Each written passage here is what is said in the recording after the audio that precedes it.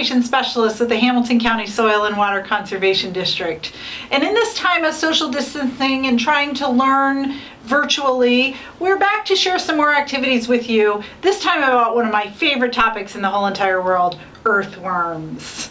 I know it might not be your favorite thing in the world, but once you learn a little bit more about earthworms, you really realize that they're fascinating creatures. So I have my little earthworm here. No, he's not real, so don't worry yet. But really cool information about earthworms. Earthworms have muscles just like we do. Can you show me your muscles? Those are some nice muscles. Well, earthworms have muscles too, but their muscles actually wrap around their body. And they use their muscles to stretch, just like we do. And the way they stretch is they'll actually take their head in and they'll stretch it out a little bit further, and then their tail catches up. So they kind of crawl along like that, but they don't have any legs. But interesting thing about earthworms, they actually have a little bit of hair. What? Well, it's not really called hair, it's called cilia, but tiny, tiny little hairs that earthworms have to help them to grip and to hold on to things. So when they're actually crawling along, they can stretch out those muscles and use those hairs to hold on so they don't snap back like a rubber band and they can actually get somewhere. If you have an earthworm, and you can go out in your garden and you can go digging for earthworms, if you set an earthworm on the back of your hand and just let it start to crawl around, you might actually start to feel little teeny tiny cilia hairs. Those are the cilia on the earthworm, and they'll tickle a little bit, but they won't hurt you, I promise. Now, a lot of people say things about things that might not be true about earthworms. For instance, earthworms bite. No, they don't. Earthworms' mouths are so teeny tiny, they can't even open up big enough to bite us.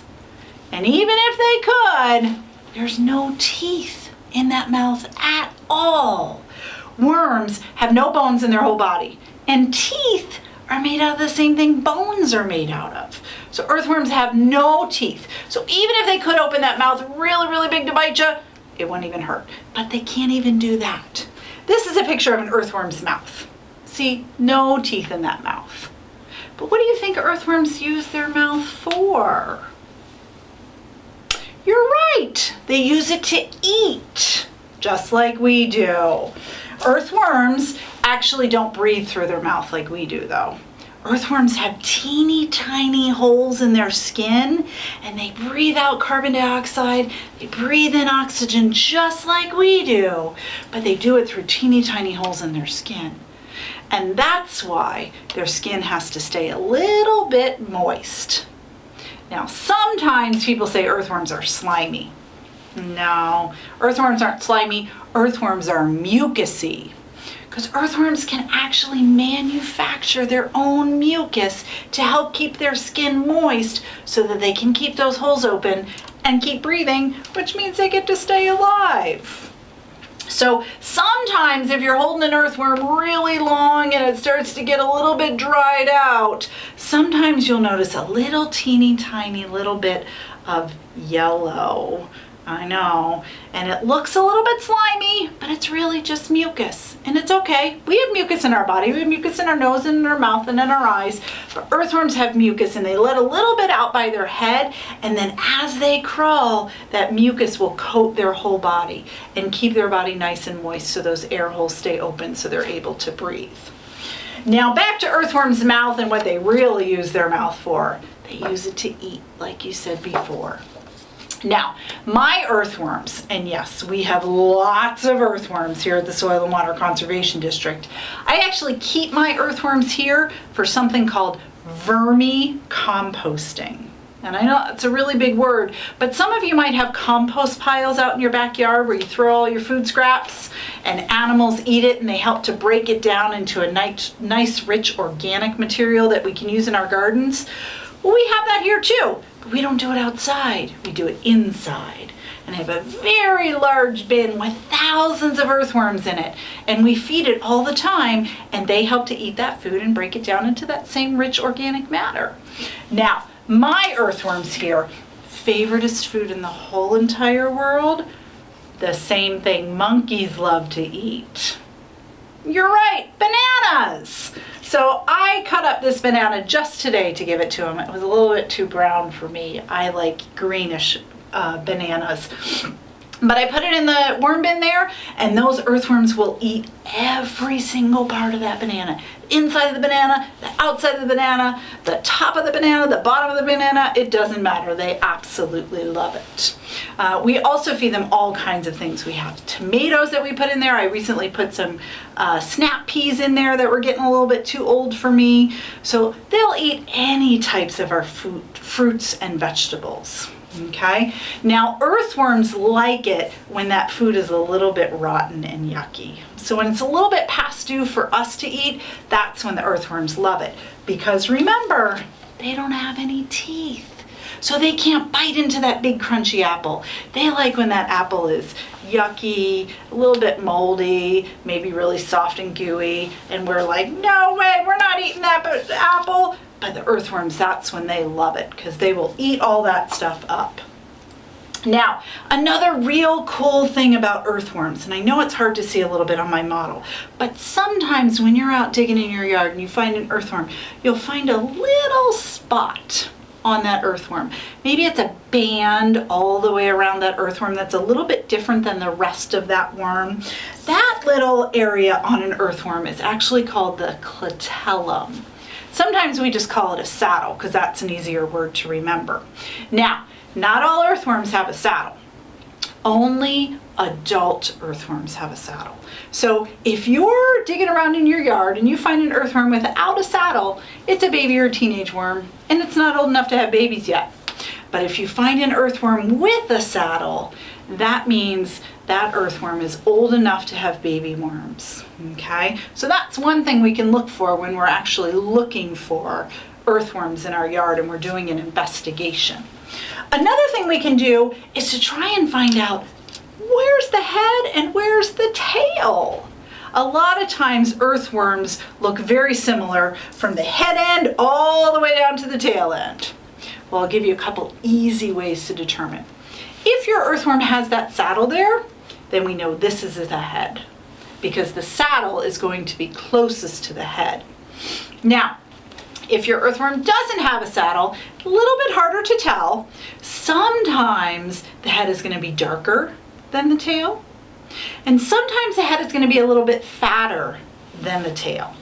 Okay, but the easiest way to figure out where's the head of a worm and where's the tail of a worm, set it down and watch it crawl. Okay, earthworms, like we said before, like to crawl forward. Sometimes they'll scrunch back a little bit, but they don't like to crawl backwards. So if we set it down and watch it crawl, it'll go forward, and then that way we can tell what's the head of the worm and what's the tail of the worm. Now, earthworms are wonderful. They are amazing creatures. They are called invertebrates because they don't have a backbone.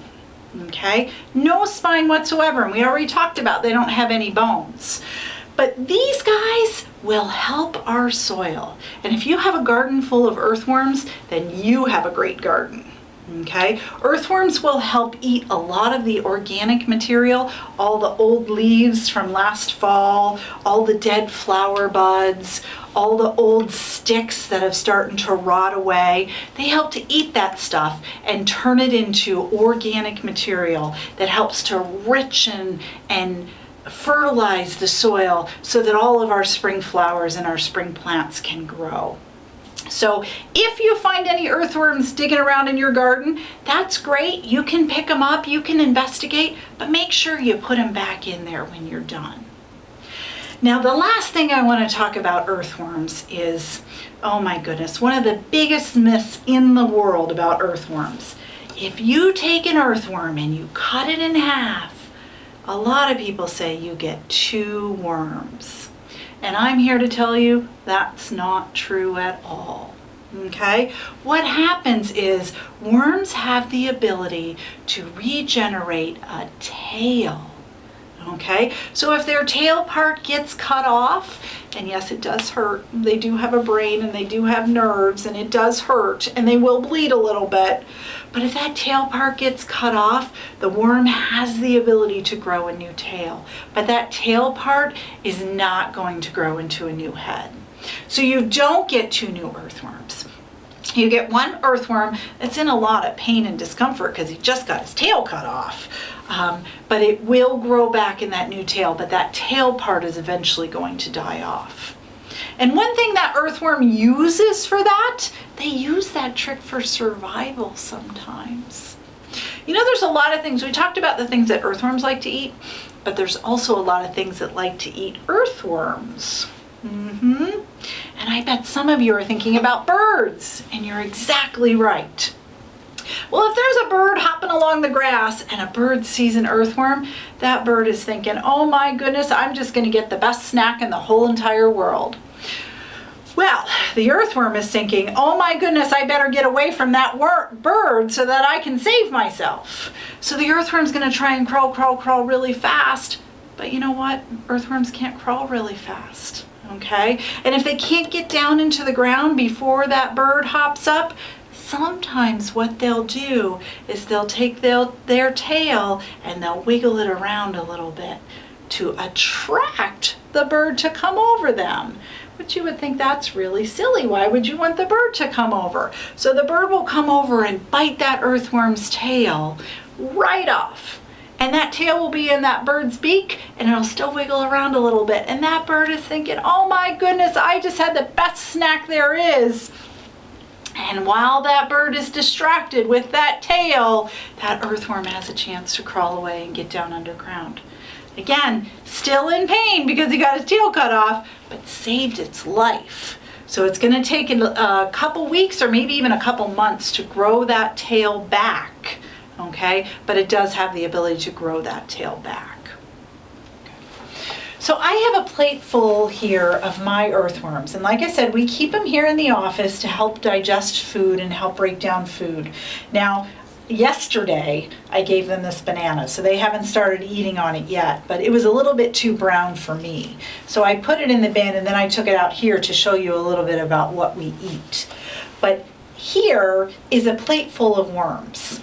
Now, I know you can't really see any worms in there yet. Why not? Because actually, earthworms don't like light. They think light means sunshine, and sunshine means they're going to dry out.